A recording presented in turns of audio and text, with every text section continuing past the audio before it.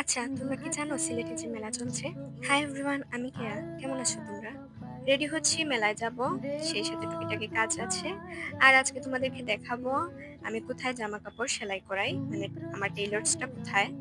একেবারে সিম্পল সেজে নিলাম, তারপর চুল বেঁধে নিলাম। যেহেতু এখন গরম, তাই মাঝে মধ্যে চুল বেঁধে বের হই। এই ছোট্ট টপদুল দিব কানে। এটা থ্রি পিসের সাথে খুব ভালো মানাচ্ছে, তাই না? আর এই তো আমি রেডি। আমি কুর্তি থ্রি পিস পরতে খুব বেশি কমফোর্টেবল। আমার সাথে যাচ্ছে আজকে সোনালি। চলো আগে তোমাদেরকে আমি দেখাই আমি কোথায় আমার জামা কাপড় সেলাই করাই। সেটা হচ্ছে উমেন্স মেডিকেলের একেবারেই পাশে, চিজার্স রেস্টুরেন্টের একেবারেই সাথে, দোতলায়।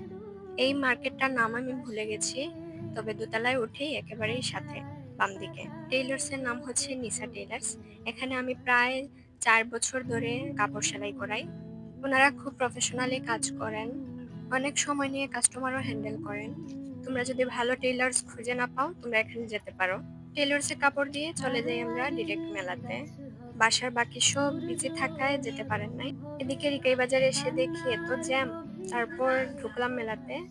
পা ফেলার জায়গা নেই, ঠিক এত মানুষ ছিল। ভিড় তেমন একটা ভালো লাগে না আমার, তাও যেতে হয় আর কি। সব থেকে ইন্টারেস্টিং জিনিস ছিল এগুলো, এত পিচ্ছি পিচ্ছি সব খেলনাগুলো। এখান থেকে সোনালি এই ট্যাগটা নিয়েছে, সে নাকি আমাদের সবার জন্য এটাতে বিরিয়ানি রান্না করবে। এই ছোট ছোট খেলনাগুলো দেখতে এত সুইট লাগে। আমরা সবগুলা স্টল ঘুরে ঘুরে দেখেছি। এই মাল্টি কালার চুড়িগুলো বেশ সুন্দর লেগেছে। দোকানগুলো ডিফারেন্ট জিনিস নিয়ে বসেছে।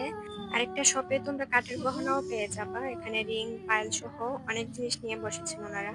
মেলাটা মেইনলি উদ্যোক্তাদের নিয়ে। কিছু স্টল অনেক বেশি ভালো লাগলো, যেমন এই যে বেতের পাটের, তারপর ক্রোকারিস আইটেমস, খুবই ইউনিক ডিজাইনের ক্যান্ডেলস, হাতের কাজের ব্যাগ, হাতের কাজের ড্রেস। আর দেখো আমি কি পেয়েছি, আমি জানি না এগুলোকে কি বলে, মানে লাল কালার আলো জ্বলতো। তারপর পেয়ে গেছিলাম ম্যাজিক বল, এগুলো দেখে একদম নস্টালজিক হয়ে গেছিলাম। একটা স্টলে গিয়ে এই ফ্যানটা পেয়েছিলাম, এটা একটা মিনি হ্যান্ড ফ্যান। ভেবেছিলাম এটা কিনে নিব, পরে দেখলাম যে হাত দিয়ে যতবারই প্রেস করি না কেন বাতাস আর গায়ে লাগছে না। আমি বলবো এগুলা না নেওয়াই ভালো। তবে সোনালির সাথে গিয়ে আমি বেশিরভাগই খেলনার ঘরে ঢুকতে হয়েছে ওর কারণে। সে আমাকে টেনে টেনে নিয়ে খেলনা পুতুল এগুলা দেখিয়েছে, কিন্তু সে কিনেনি। বললাম কিনো কিছু, কিন্তু সেগুলো কিনবে না, কারণ বাসায় এগুলো সবই আছে। মেলা কিন্তু 4 তারিখ পর্যন্ত থাকবে, যারা যাওনি একবার ঢু মেরে এসো। ভিড় হলেও এরকম মেলা অনুষ্ঠান ভালোই লাগে মাঝে মধ্যে। মাটির তৈরি যে কোনো জিনিস দেখলে খুব ভালো লাগে। আর্টিফিশিয়াল ফ্লাওয়ার বাসের পাশাপাশি সেখানে কিন্তু অরিজিনাল প্লান্টগুলোও ছিল।